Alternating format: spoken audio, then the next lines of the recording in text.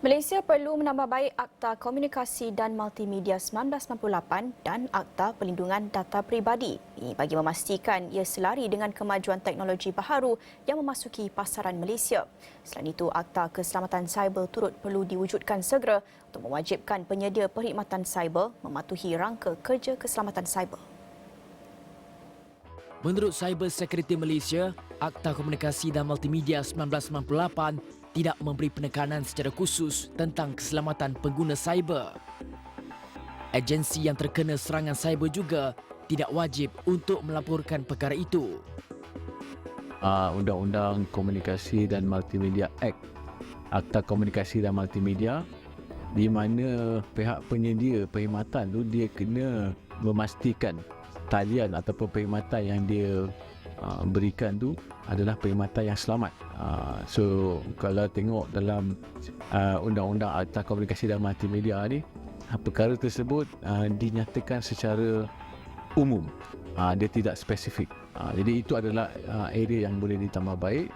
Akta Perlindungan Data Pribadi pun boleh ditambah baik, dengan sebagai contohnya dengan agensi-agensi yang mengalami serangan cyber tu, dia wajib untuk melaporkan insiden tersebut secepat mungkin.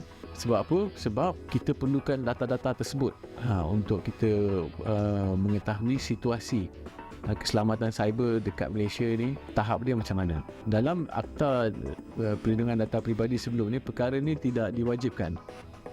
So jadi menyebabkan orang ataupun agensi-agensi yang kena serangan tu, dia tak laporkan. Pada 9 Jun lalu, Menteri Komunikasi dan Digital Fahmi Fadzil menyarankan sektor korporat membuat pelaburan bagi meningkatkan aspek keselamatan cyber mereka.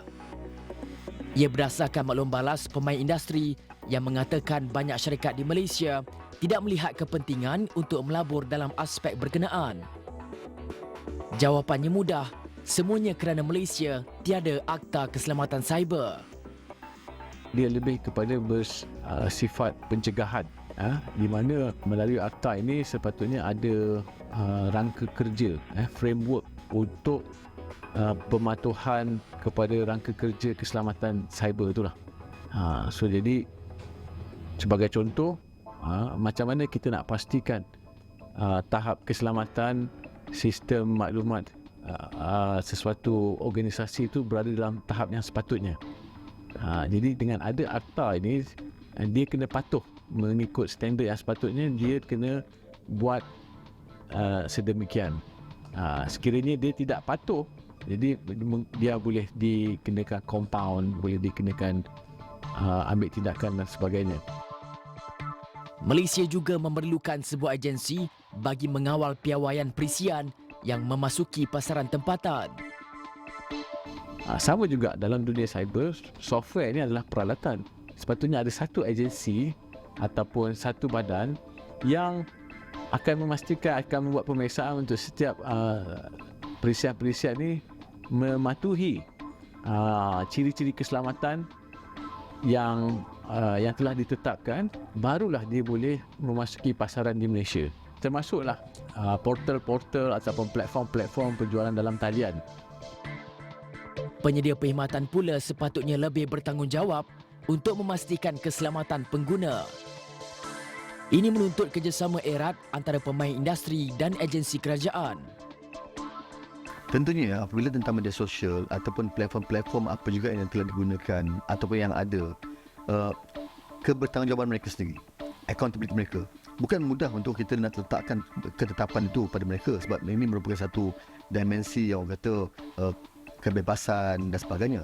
Tapi dalam masa sama, bagaimana pentadbiran dalam soal tapisan boleh dibuat, ataupun misalnya saya percaya Kementerian Multimedia ataupun Komunikasi itu sendiri telah meletakkan satu ketetapan yang membolehkan sudut governance-nya, sudut perundangannya ditetapkan bagi memastikan mereka juga, walaupun kebebasan bersuara atau kebebasan dalam IT ataupun komunikasi, tetapi yang saya sebut tadi, kebertanggungjawaban mereka, accountability mereka bagi memastikan perkara-perkara ini tidak diambil pandang secara remeh. Dalam masa sama, pengguna juga. Jadi akhirnya kalau pengguna tahu dah pernah berlaku misalnya salah satu aplikasi itu telah dengan wewenangnya telah digunakan untuk disalahgunakan, jadi pengguna ni pula rasa nak masuk dalam aplikasi itu kena berhati-hati. Pastinya ada ruang untuk Malaysia membendung jenayah dalam talian ini. Kena pula pada masanya di mana kos sara hidup sedang meningkat, takut nanti ada yang melihat jenayah cyber ini sebagai bidang pekerjaan baharu. Bibitnya sudah ada apabila 12 Jun lalu adik-beradik bawah umur jadi antara 11 skamer yang didakwa di mahkamah. Langkah agresif dan penyelesaian tuntas diperlukan bagi mengelak ia menjadi barah.